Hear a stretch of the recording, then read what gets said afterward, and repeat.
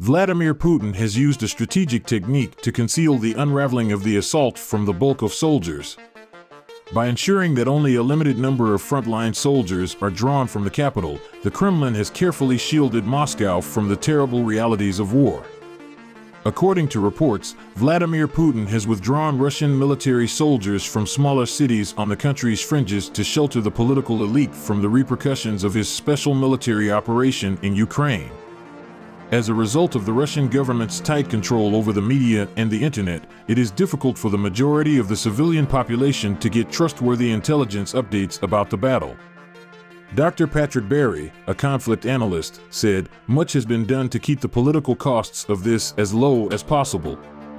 Dr. Berry, a senior professor in security at the University of Bath, stated, "They are quite clever in that, reportedly, there has been an order that just a small proportion of frontline troops should be brought from Moscow.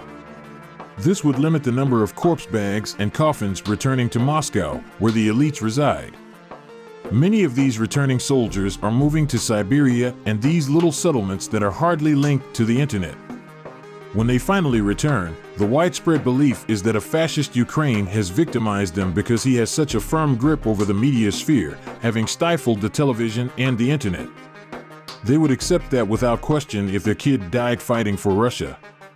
Since the first months of the invasion, the Kremlin has been unable to offer a meaningful update on the number of Russian losses. According to the Ukrainian Ministry of Defense, over 50,000 Russian servicemen have been killed in the battle thus far. As of August, the U.S. Department of Defense reported that as many as 80,000 Russian soldiers were eliminated. As a result of Ukraine's concerted counteroffensive campaign throughout the country's southern and eastern regions, further Russian deaths are likely. Dr. Berry added, "The West hoped that when corpse bags began returning to Russia, people would begin to doubt the war. As a result of the Kremlin's dominance of Russian media, the populace has been inundated with pro-war propaganda, with President Putin promoting the narrative that the invasion is designed to denazify Ukraine, which is ruled by a fictitious fascist regime." According to Dr. Berry, the Russian military has used mobile incinerators to conceal the number of remains returning to Russia. In addition, he indicated that soldiers who were known to have been killed in action were recorded as missing in an attempt to skew the figures on war deaths further. He continued, "It requires a significant logical leap and a great deal of emotional fortitude to begin criticizing a system, particularly Russia's. As a result of the high loss rate, the Russian military struggles to maintain contact with Ukrainian troops as battalions operate with insufficient personnel and obsolete equipment. The MOD of the United Kingdom has acknowledged that some of the Kremlin's best troops have already been wiped out in the fighting, leaving untrained men to fight against the Ukrainian counterattack. According to an official government intelligence analysis, it will likely take Russia years to develop this capacity. Dr. Berry suggests that President Putin is unwilling to participate in the widespread mobilization of the Russian public because doing so would expose the well-created screen of Kremlin disinformation despite the diminishing number of militaries.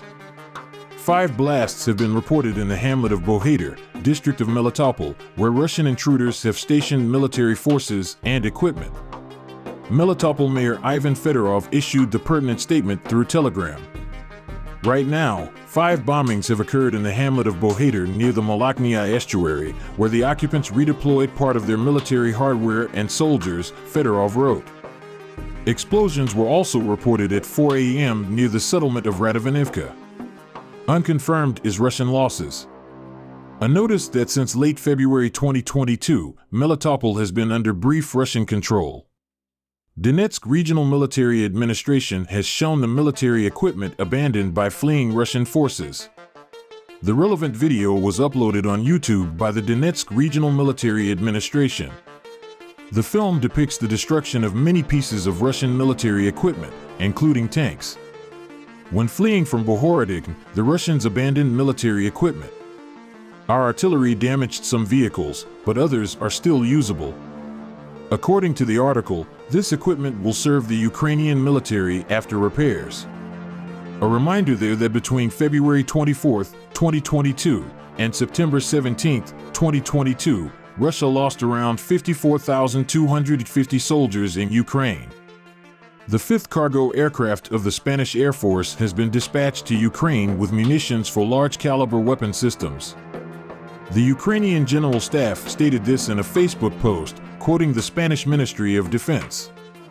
Spain's Ministry of Defense declared that on September 9, 2022, a T-23 vehicle of the Spanish Air Force took out from Madrid's Torrejón de Ardoz air station and is bringing large-caliber field cannon munitions to Ukraine. According to the Minister of State, this is the sixth aircraft with armaments that Spain recently gave Ukraine. With the assistance of an ally, 4 aircraft took off from the Rota, Cadiz, base last week. In all, 75 pallets of large-caliber ammunition have been transferred during the previous 3 days as part of the cargo shipment. Russian soldiers have created a defensive position between the Oskil River and the settlement of Svatov as Ukraine conducts offensive operations in the northeast of the nation. The British Ministry of Defense tweeted this in its most recent intelligence bulletin. This zone is traversed by one of the few major resupply routes that Russia still controls from the Belgorod area, hence Russia presumably views its control as vital. In addition, this line runs along the boundary of Luhansk Oblast, part of the Donbass, one of Russia's immediate military objectives. Any significant territorial loss in Luhansk would unquestionably weaken Russia's plan, a study said. It was stated that Russia would undoubtedly try a stubborn defense of this region. However, it is unknown if Russia's frontline soldiers have the reserves or good morale to sustain another coordinated Ukrainian attack. Over the last 3 days, a succession of explosions has shaken the temporarily seized city of Melitopol in the vicinity of Russian military outposts. A storehouse where the enemy had kept munitions and equipment for about a month erupted this morning. According to Mayor Ivan Fedorov of Melitopol, who spoke at the national news telethon, this is the case. 3 days ago, explosions were heard across the city and area. At 4 a.m. today, for instance, an explosion occurred in a town 20 kilometers from the city of Melitopol. According to our intelligence, this is a storehouse where enemy munitions and military equipment had been kept for about 1 month. The explosion is still occurring, he remarked. Fedorov recalls that explosions occurred yesterday at the Russian-held airport in Melitopol. There is also a military base for the invading troops. The security situation in the temporarily held city is deteriorating, therefore, citizens are attempting to evaluate. Recently, according to the mayor, 2 sad occurrences linked to the evacuation effort have happened. The family's Slavuta passenger automobile was involved in an accident caused by an enemy truck. The family perished and the truck's munitions exploded. Yesterday, another family was killed by an enemy mine in Vasilivka, Fedorov claimed. Earlier reports indicated that the invaders attempt to find students who continue to study online following the Ukrainian curriculum. A Russian serviceman has reported that there is no one to pick up the remnants of his unit after a successful strike by the Ukrainian armed forces. According to the most recent intercepted call made public by Ukraine's Defense Ministry's main intelligence directorate. When you meet with the battalion commander, inform him there are no remaining officers. We were abandoned here, there were 10 of us, and we had no supplies or equipment. Someone will need to send in an APC to extract us from here. We were left behind like dogs, the intruder can be heard speaking with his interlocutor. The Russian soldier also revealed how the Ukrainian armed forces had struck his unit 15 times with pinpoint accuracy the day before. The assault targeted the hiding place of the intruders.